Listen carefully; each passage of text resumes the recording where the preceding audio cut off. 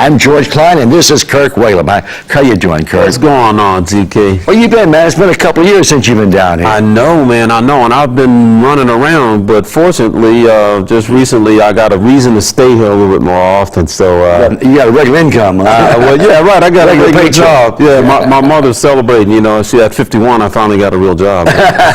Tell us about it. It's interesting. Absolutely. Well, the Soulsville Foundation is the outfit that runs the Stax Museum of American Soul Music, the Stax Music Academy, and the Soulsville Charter School.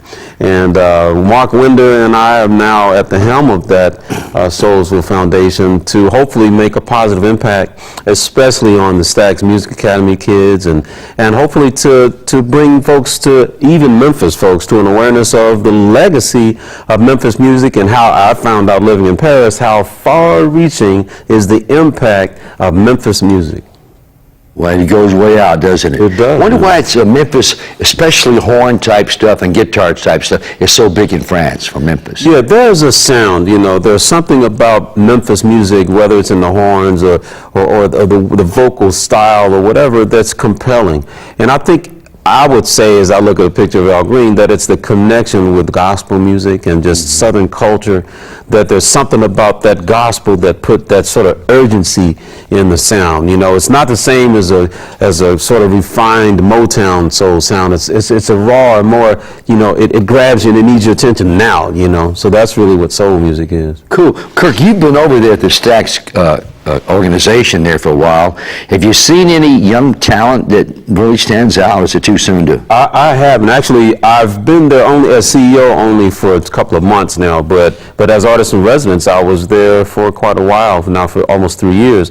And I got to tell you, man, there's a little kid who we consider like the next Elvis, and we say that kind of tongue-in-cheek, but his name is Ashton Crutcher, and I'm not pronouncing his last name correctly, but I know it's Ashton, but he is an amazing little kid. He's a kind of a chubby, heavy-set kid, right? Yeah. But and he's a kid that's got soul from his toenails all the way to his hair follicles, and he is you know, he's not black, he's white, it doesn't matter. He's got the soul in him, man, and he's one. Ashton is just now he's at Berkeley College now, so believe it or not, he started out here at the Stax Music Academy, and now he's got a scholarship and he's on to Berkeley in Boston. So he's now, I guess, 19 years old, got a record contract. And already? Yeah, it's, you know what, man, he's an example of the fact that this soul legacy is a legacy that was black people and white people making music together, especially over at Stax,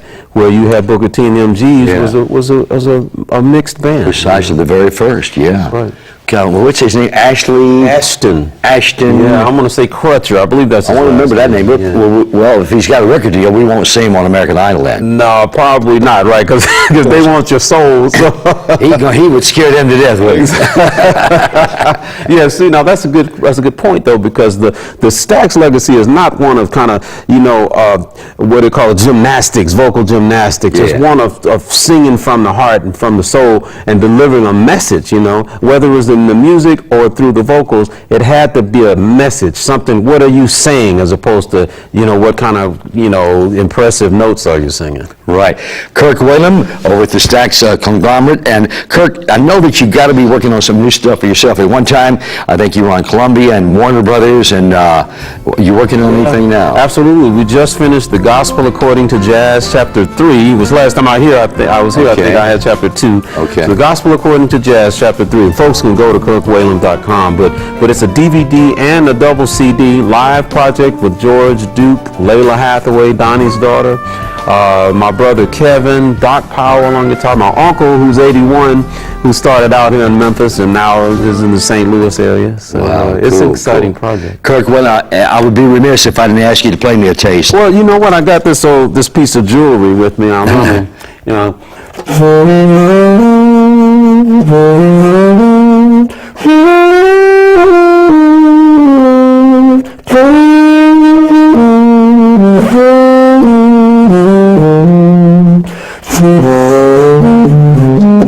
I think you know that song. I've heard that song a few times.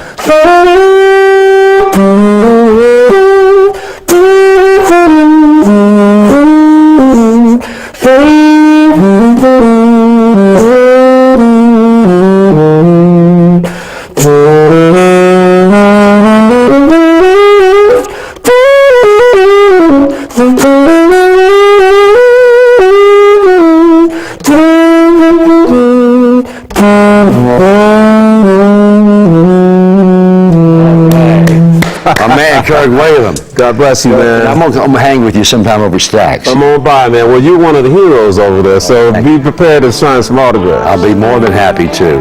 Kirk Whalum on Memphis Sounds with GK.